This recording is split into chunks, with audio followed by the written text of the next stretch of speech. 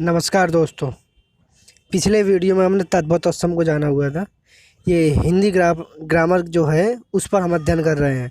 ये UP TET, C TET, S TET, B Ed entrance exam और अन्य प्रतियोगी परीक्षाओं के लिए बहुत महत्वपूर्ण है।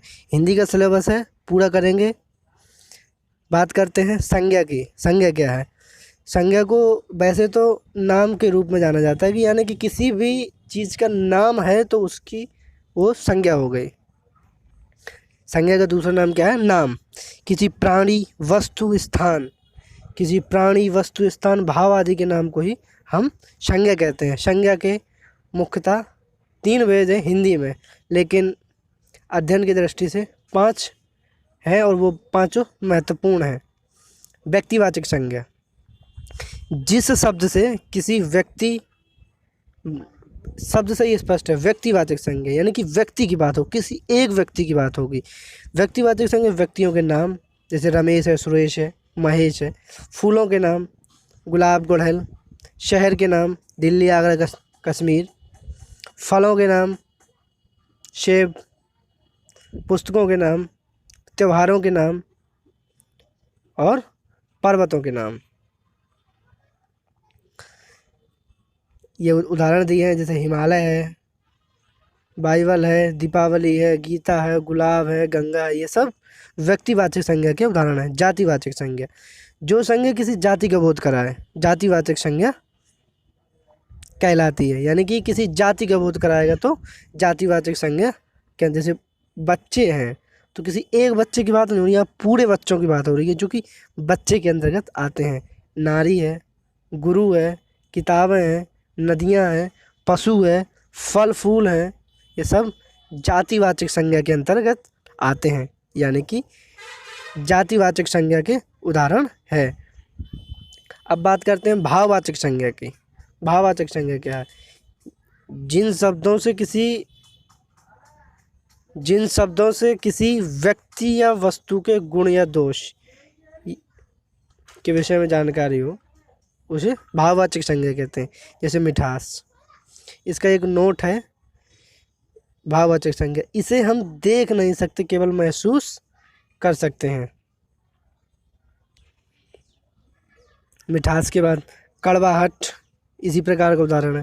वीरता इसी प्रकार का है। ईमानदारी, बचपन, ये सब भाववाचक संज्ञा के उदाहरण है। एक स्पेशल नोट है, भाववाचक संज्ञा बनती कैसे है? भाववाचक संज्ञा बनने के लिए जातिवाचक संज्ञा जो ऊपर पढ़ के आए हैं, सर्वनाम, विशेषण, क्रिया, अव्यय, इन सब में ये प्रत्यय जोड़ के, इतने प्रत्यय जोड़ के बनते हैं भाववाचक संज्ञा।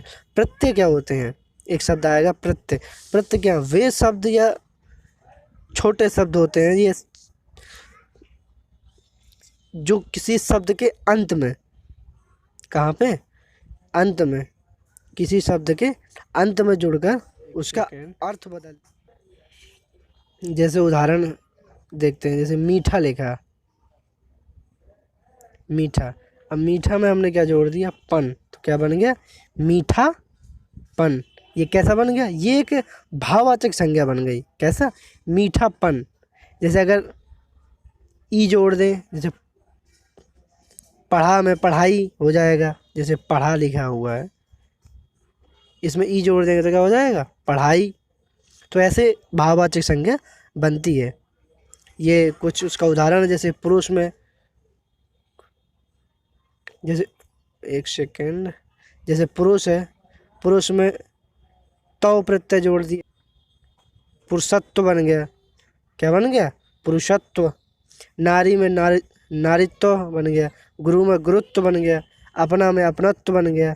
ममत्व बन गया। निजत्व बन गया। ललित बन गया। लालिमा बन गया। भोलापन बन गया। तो ये सब भाववाचक संज्ञा है। इनके अंत में प्रत्यय लगा होगा। ये इसकी महत्वपूर्ण पहचान है कि इनके अंत में क्या लगा होगा? इनके अंत में प्रत्यय लगा होगा। ये इसकी सबसे महत्वपूर्ण पहचान है, प्रत्यय लगा। दूसरी पहचान क्या है? हम इसे देख नहीं सकते, सिर्फ महसूस कर सकते हैं। ये दोनों इसकी महत्वपूर्ण पहचान है। पहला हमने पढ़ लिया व्यक्तिवाचक, दूसरा जातिवाचक।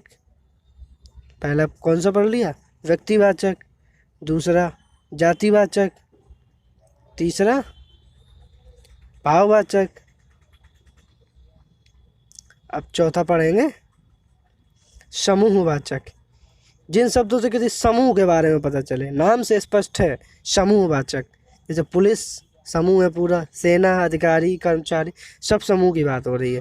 द्रव्यवाचक संज्ञा, जिन शब्दों से किसी द्रव्य या पदार्थ का बोध हो उन्हें हम द्रव्यवाचक संज्ञा। जैसे तत्व के अंतर्गत तो ये सारे आयरन, कॉपर, कोबाल्ट, क्रोमियम, ये सभी तत्व हो गए। द्रव्य के अंदर घी है, तेल है, दूध है, पानी है, अन्य प्रकार के लिक्विड है, धुआं है, ऑक्सीजन है, ये गैस के अंतर्गत आएंगे। तो ये 5 प्रकार के क्या हैं, 5 प्रकार की संज्ञा हैं। पहली व्यक्तिवाचक संज्ञा, दूसरा जातिवाचक संज्ञा, तीसरी भाववाचक, समूहवाचक और पांचवी पदार्थवाचक या द्रव्यवाचक। तो आशा करते हैं आपको समझ में आया हो। किसी प्रकार की अगर कोई समस्या आती है, पेपर में कैसे आएगा ये चीज़ भी आप जान। जैसे पेपर में आया कि धुआं किस प्रकार की संज्ञा है, तो आपको बताना पड़ेगा कि धुआं किस प्रकार की संज्ञा है, द्रव्यवाचक संज्ञा है। जैसे समूहवाचक में आया, जैसे सेना किस प्रकार की संज्ञा है, तो समूहवाचक संज्ञा है। अगर पेपर में आ गया कि अपनत्व तो किस प्रकार की संज्ञा है, तो ये आपको बताना पड़ेगा कि भाववाचक संज्ञा है। ऐसे पेपर में आएगा, समझ ही गए होंगे। अब नारी आ गया, किस प्रकार की संज्ञा है, तो जातिवाचक संज्ञा। अगर नाम लेके आ गया कि कमला किस प्रकार की संज्ञा है, तो कमला या सीता, किसी का भी नाम अगर आए तो क्या है, वो व्यक्तिवाचक संज्ञा के अंतर्गत आता है। आप आशा करते हैं अब आपको पूरी तरह समझ में आ गया होगा कि पेपर में भी किस तरह आएगा और पढ़ाना किस तरह से है। चैनल को सब्सक्राइब कर लीजिए अगर किया नहीं है तो, बेल आइकन को दबा लीजिए और शेयर कर दीजिए करिए। आप जितने भी लोग हैं जो आपसे कांटेक्ट में हैं, जिन्हें आवश्यकता है उस चीज़ की, आप इसे शेयर कर दीजिए। आपको इसी तरह पूरा का पूरा हिंदी, पर्यावरण, बाकी जो धीरे धीरे करके हम सारा अध्ययन करेंगे। मिलते हैं नेक्स्ट वीडियो में, तब तक के लिए धन्यवाद।